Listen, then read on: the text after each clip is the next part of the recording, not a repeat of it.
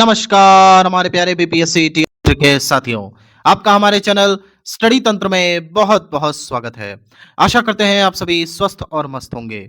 साथियों, जैसा कि आप स्क्रीन पर देख सकते हैं, टीआरई 3 विद्यालय अध्यापकों के पे स्लिप में बड़ा बदलाव, इसके बाबत हम आपको विशेष जानकारी देने वाले हैं। साथ ही साथ आपको बताना चाहेंगे कि यहाँ पर महिला शिक्षिकाओं के लिए जो कि टीआरई 3 द्वारा चयनित हुई हैं, इनको बहुत बड़ा फायदा देखने को मिलने वाला है। इसकी भी जानकारी आपको देने वाले हैं। साथियों, नेक्स्ट अपडेट में हम यहाँ पर चर्चा करने वाले हैं, क्या टीआरई 3 कैंडिडेट्स को यहाँ पर मेडिकल सर्टिफिकेट देना ही होगा। इसके बारे में भी विशेष जानकारी निकल करके आ रही है, उसके संबंध में भी आपको सूचना देने वाले हैं।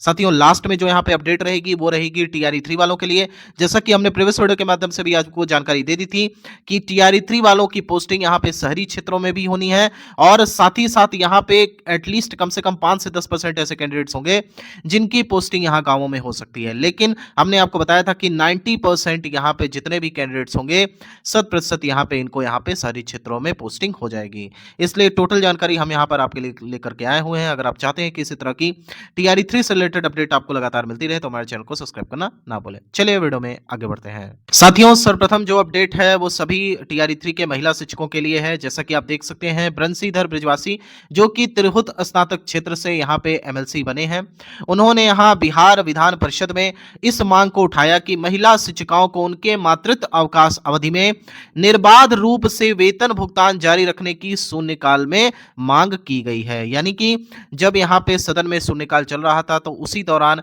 बंसीधर ब्रिजवासी जी की तरफ से शिक्षकों की एक प्रमुख समस्या जो थी, खास तौर पे महिला शिक्षिकाओं की, कि यहाँ पे जब भी ये मातृत्व अवकाश में जाती थी तो इनका जो सैलरी होता था उसे रोक दिया जाता था और काफी मशक्कत के बाद वो सारा वेतन इनको मिल पाता था।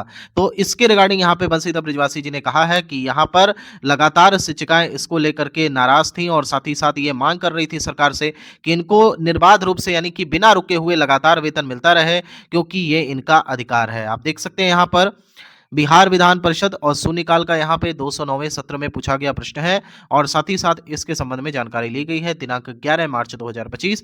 माननीय सभापति महोदय, प्राप्त जानकारी के अनुसार राज्य के स्कूलों में कार्यरत महिला शिक्षिकाओं को मातृत्व अवकाश की अवधि में वेतन भुगतान नहीं किया जा रहा है। इन शिक्षिकाओं को 2 संतानों के लिए 6 माह का मातृत्व अवकाश दिए जाने का प्रावधान है। उन्हें मातृत्व अवकाश की अवधि में 6 माह तक वेतन से वंचित रहना पड़ रहा है और मातृत्व अवकाश की अवधि पूरी करने के पश्चात भी उपभोग किए गए अवकाश अवधि के वेतन के लिए महीनों कार्यालयों के चक्कर लगाने पड़ रहे हैं। साथियों, ये बात सच है कि अगर आपने एक बार इस प्रकार के अवकाश का उपभोग किया तो उसके बाद कार्यालयों में बहुत सारे चक्कर लगाने पड़ते हैं, फाइनली तब भी जाकर के आपका वेतन कंप्लीट नहीं हो पाता है। अतः मैं शून्यकाल के माध्यम से महिला शिक्षिकाओं को उनके मातृत्व अवकाश अवधि में निर्बाध रूप से वेतन भुगतान जारी रखने के संबंध में राज्य सरकार से स्पष्ट वक्तव्य की मांग करता हूं। साथियों, नेक्स्ट जो अपडेट है वो आपका आप देख सकते हैं HRMS government of Bihar pay slip है। हमने आपको प्रीवियस वीडियो के माध्यम से भी जानकारी दी थी कि पे स्लिप हम यहाँ पे डिटेल में चर्चा करने वाले हैं। सबसे बड़ा बदलाव यहाँ पे टीआरई 3 के कैंडिडेट्स के लिए क्या होने वाला है आपको बता देते हैं। साथियों, आप जैसा कि यहाँ पर देख सकते हैं, सर्वप्रथम कि आपको यहाँ पर एचआरएमएस जब आपका लॉगिन हो जाएगा, हालांकि इसके रिगार्डिंग भी हमने एक वीडियो बनाई हुई है अपने चैनल पर, आप जाकर के विजिट कर लीजिएगा। टोटल एचआरएमएस को कैसे ऑपरेट करते हैं उसके बारे में हमने वहां पे जानकारी दी गई है। साथियों, आप देख सकते हैं यहाँ पर एम्प्लॉय कोड आपको मिलेगा, इसके बाद आपका नाम रहेगा, करंट ऑफिस और ग्रेड आपका कौन सा है। तो ग्रेड पे यहाँ अभी बिहार में फिलहाल लागू नहीं है, इसलिए यहाँ ग्रेड पे नहीं दिया हुआ है। एफएससी कोड आपका रहेगा, यानी कि जिस भी बैंक ने आपका खाता खोला है तो उसका यहाँ टोटल जानकारी दिया रहेगा। इसके अलावा बेसिक रेट दे सकते हैं, ये मूल वेतन की बात हो रही है तो 25,000 है।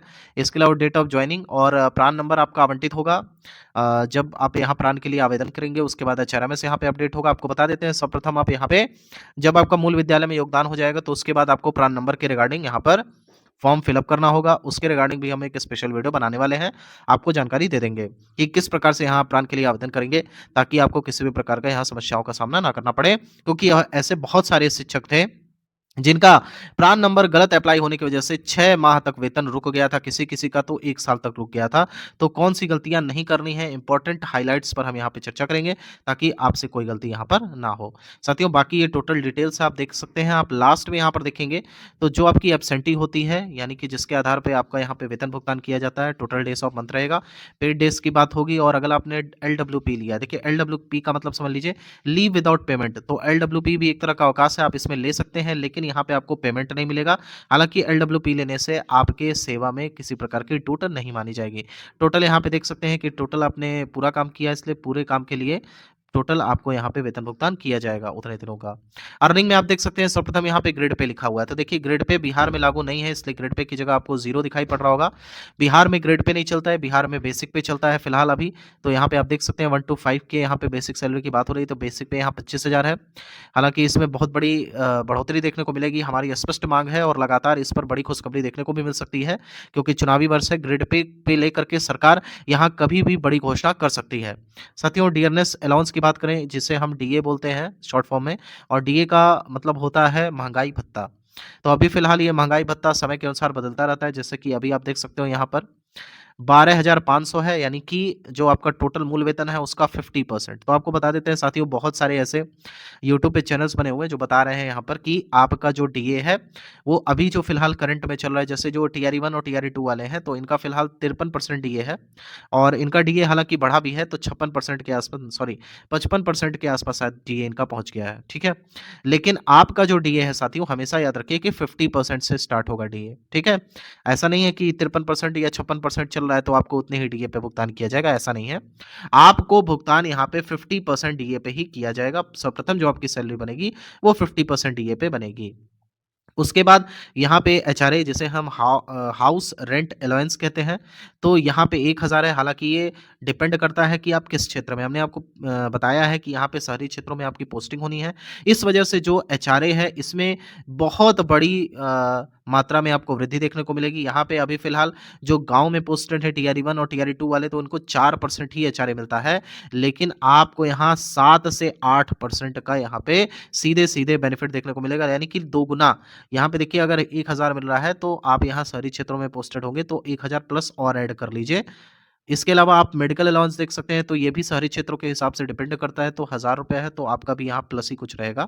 इसके अलावा यहाँ पर जीआईएस कटता है स्टेट गवर्नमेंट एम्प्लॉयज़ का हर महीने, तो ये 30 रुपये आपका भी कटेगा, और एनपीएस आपका बन जाएगा, तो एनपीएस में भी 3750 आपका कटेगा, और बाकी सरकार यहाँ पे आधा पैसा देगी, तो वो दोनों कट करके लगभग 9000 के आसपास आपका यहाँ पे एनपीएस पे भी कटेगा। एनपीएस पे भी हम टोटल यहाँ पर आपको एक वीडियो बना करके दिखाएंगे क्या होता है एनपीएस, कैसे उसे रेगुलेट करते हैं, उसमें पैसा टोटल कैसे दिखाता है।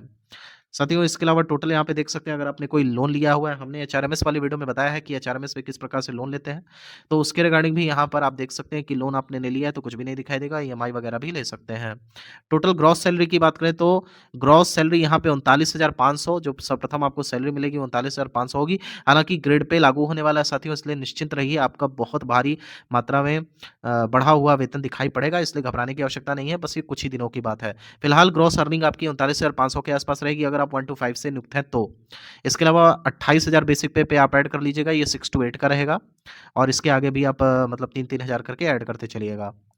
तो यहाँ पे ग्रॉस अर्निंग आपने देख ली 39,500। इसके अलावा जो ग्रॉस रिडक्शन है वो 3780 है, और नेट पेमेंट से आपको मतलब है, तो नेट पेमेंट आपका फिलहाल अभी 35,720 में होगा।